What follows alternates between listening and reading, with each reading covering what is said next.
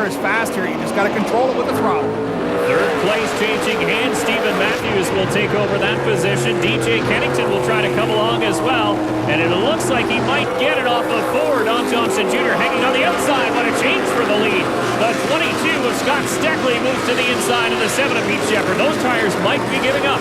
Well, Steckly on fresh tires, and we talked about the 7 coming too early, but it's all about tire management here at St. Eustache. Ron Beauchamp Jr. has some fresh Goodyears of his own, and he'll take over the position from the 4 of Don Thompson Jr. A little rough stuff there between Kerry Micks and Don Thompson. Oh, just good close quarters racing right there. Kerry Micks, we talked about what he was going to get out of this evening as he had that penalty to overcome, and this is what he's got, back inside the top 10. It's just like a little boxing match on wheels here at St. Eustache, isn't it? One guy has the bottom, another guy wants it. Yeah, absolutely. Everybody wants the fast way around. So back up at the front, it is the 22 of Scott Steckly, and you can see the 7 of Pete Shepard slowing down considerably. Shepard just not handling the way he needed to handle. They stopped and got those tires way too early, and he's run the right rear right off it. And Stephen Mathews will take over second spot. The 17 of DJ Kennington, the Castrol Edge Dodge, moves through for third. Here comes Ron Beauchamp Jr. as well. Now about halfway, and Fitzpatrick moving up through the pack after their skirmish a few laps ago.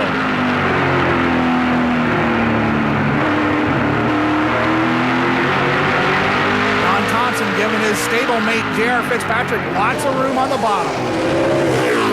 And it looked like Thompson was quick right after the caution, right after we went back to green, but he seems to be sliding back right now, so could be problems. We'll keep an eye on that Home Hardware Chevy, the number 4 of Don Thompson Jr. as we ride along in the Telus Dodge of Gerborg. Boy, he's keeping that thing pinned to the inside. He really doesn't want to mess up this race at the front of the pack. DJ Kennington now in some company, and Ron Beauchamp Jr., the 22 of Scott Steckly, all by himself at the point. Steckly's on rails right now. He's not putting a wheel wrong. Watch this thing up off the corner. Oh, the 55's around backwards. The man from Kanawaki, Quebec, Dexter, Stacey, goes around. Caution, flag flies once again, slowing the field, so that'll steal away the lead. The 22 of Scott Steckly had built up 170 laps in the books. Welcome back to race number 3 of the 2010 NASCAR Canadian Tire Series. A 22 Dodge of Steckly leads the 17 machine of DJ Kennington as we get things back underway here on lap 172. You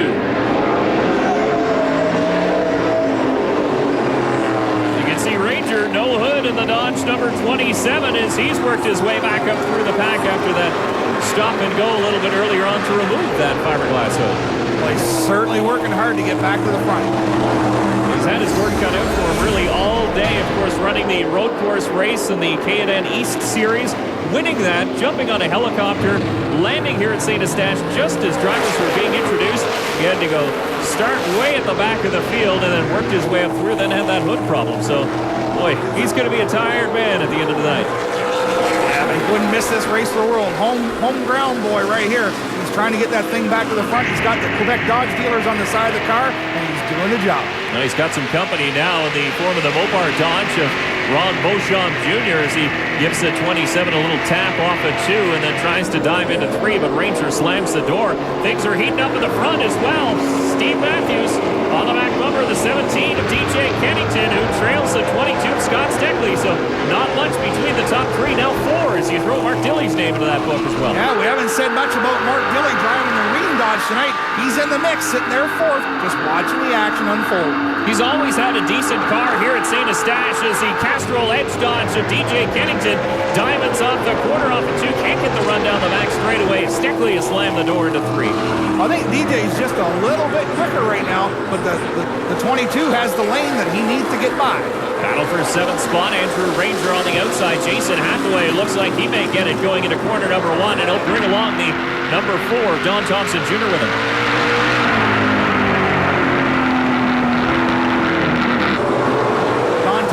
Certainly smooth on the gas pedal, David. And you can hear the engine noise getting a little bit more frantic from Don Thompson Jr.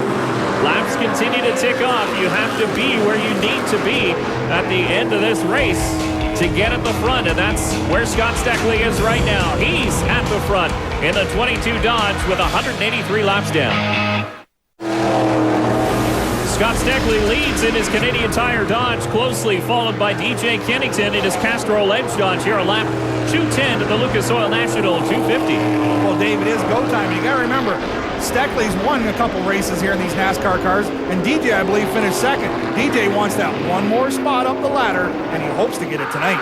Well, Kennington was the fastest car in the first half of the race. Now he chases a 22 of Scott Steckly, and Todd standing by with his crew chief. Dave White, DJ's giving Scott all he can. Can he get around him to take the lead? Yeah, you know, Castrol car's been handling real good. We struggled in practice a little bit with some front end stuff, but he's driving a whale of a job. So I think he's saving a little bit. So we'll see what we got for the end. But I think you'll see the 17 car in the top 3 anyway. Thanks, Dave. Well, Whitey does a great job working on that car. You know what? He's a very quiet young man, but he's very focused on his job. Into lap traffic goes some of the leaders. The number 9 of Mark Dilley uses Derek White as a pick to hold the 0-2 of Kerry Micks behind him. And now Kerry Micks slides it underneath, and they might have touched coming off a 4. Well, Kerry Micks been on a mission since he had to go to the back with that stop-and-go penalty, but the car is working flawless, and he's working the back bumper of that 9 car pretty hard. And we should mention, too, that the front end, all the fenders on that BDR Dickies Ford Fusion. So Kerry Micks, despite his early trouble in this race, has kept most of the body panels on that car. The car's strong, and the toe in must be good because the thing's still... Watch it turn the middle of the corner. Drives it in the bottom of 3. Turns the hook, back on the gas, and right on the bottom coming off. That's the way to get around this place.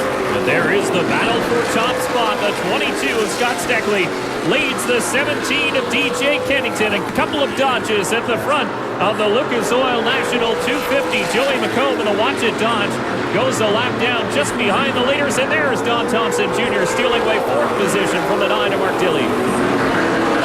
I've been watching DJ Kennington, number 17.